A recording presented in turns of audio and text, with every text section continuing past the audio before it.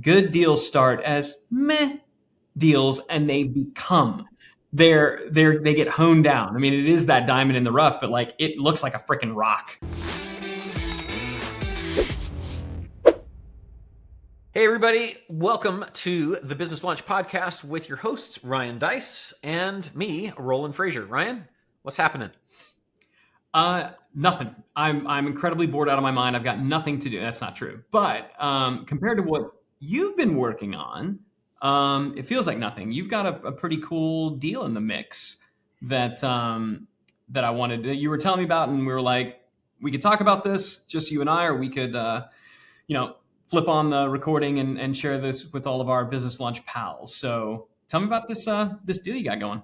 Yeah, this is the perfect example of why we do this this program, because we would normally just chat about this as along with most of the things that we talk about on here, and so we're just kind of saying, hey, fly on the wall. If you guys want to see the stuff that we're doing and talking about, here you go. Okay.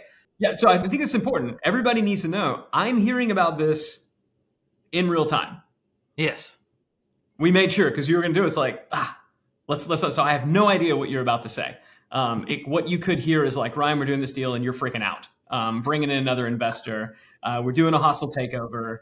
It'd be an awkward episode. The reason that I have you trapped on this show is as we are talking, your office is being door lock changed and all the codes, all the computers. Now, what we have is a deal that came up, and it was from somebody that we were looking at maybe creating a strategic relationship with, and interestingly enough, this has come up twice in the last week.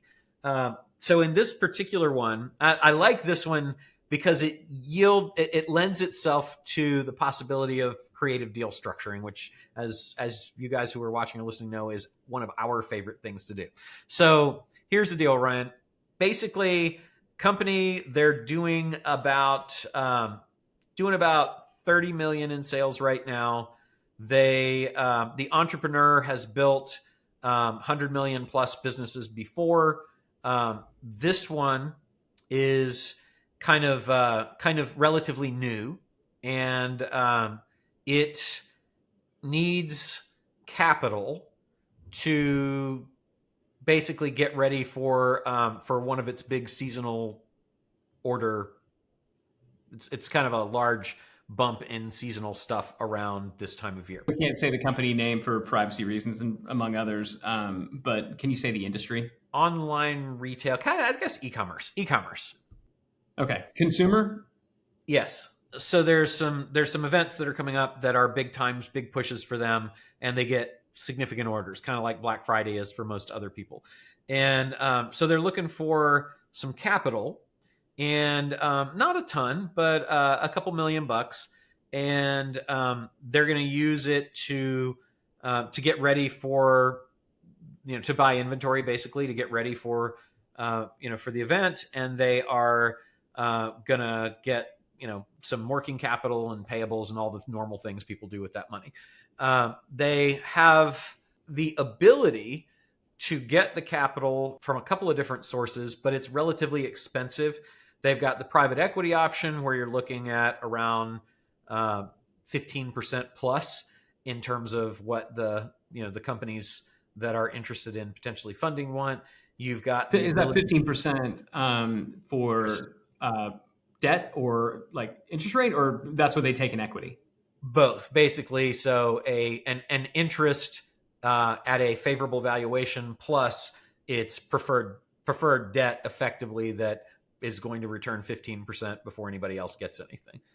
And then another option, which was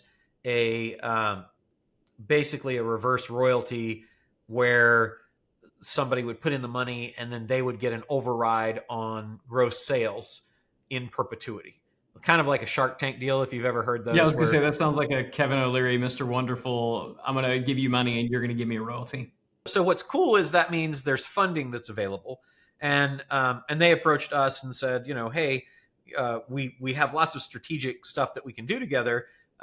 Would you be interested in having the opportunity to invest at a relatively favorable valuation but it's not really favorable given what the company's doing. It's favorable based on if the company can get to where it needs to get, where we think it's going to get, but it definitely wouldn't support that valuation now. So here we are on the opportunity level with it. We would love to do a deal because they have a customer database that we would love to get into. They have industry contacts in a vertical that we're not in that they would love, or that we're in just a toe that we could get in, up to our waist with them. And so we'd love to figure out how to help, as always, whether we had anything to get from it or not. And also, how do we make a deal happen? But to put a couple $1,000,000 in and be a minority shareholder in a deal that's overvalued, that has no liquidation ability, is interesting. I think it's worth pausing there just to acknowledge, this is what most deals start out as, right? Most people are looking for that great, amazing deal that it's just this diamond in the rough. And it's how has nobody ever found this? Because, oh my gosh, the valuation is so low and I can come in and I can, put nothing in it and make all this. What you got to realize is the deals that start that way are probably not deals that you want to be in. This is where the good deals start. Good deals start as meh deals, and they become they get honed down. I mean, it is that diamond in the rough, but it looks like a freaking rock right now, and we got to chip away the stuff and polish it to see if it'll gleam. So I just thought that was worth pointing out, because this is how meh deals become potentially great deals. They look like this from the beginning, not overly exciting, but I love the word used, interesting. And the truth is that the other deal is similarly, the second deal, which is in a SaaS, is similar in that the valuation is high, the opportunity to invest was presented. So the strategic partnership would be valuable to our company that they're talking to about investing. The entrepreneur has a proven track record, and it is not particularly appealing, right? So I'll go back to this one in the consumer e-com deal. So one of the things that occurred to me was that we could obviously do a deal that was the reverse royalty deal. I like that. You get paid in perpetuity. You pretty much, it's based on sales, so there's no risk of manipulation of numbers or anything like that. And you would have your money back in about 18 months and then forever more. They have a good model of what they're doing. They really need creative help in deal structure. One of the things that they said was, I said, what's the biggest constraint that you've got? I always ask that question. I love the theory of constraints, and I love, because it really brings down if we could find one bottleneck that's the big bottleneck right now for them, it's that they can't bring enough big companies, because they're kind of aggregating other companies by offering them their platform. And some of the companies are paying to be brought in, and some of the other companies are just coming in, and then the cash flow happens on a split.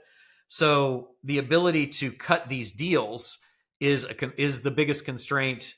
They have the software, they have the teams, they have the warehouse space to do all the stuff. It's truly just the deal. And I drilled down on that question with them. So one of the things that we could bring to them that would be valuable, if they didn't need actual cash, would be, we can accelerate cash flow through deal flow conversion, right? And so that's something that I think, because we haven't presented what we're going to do yet.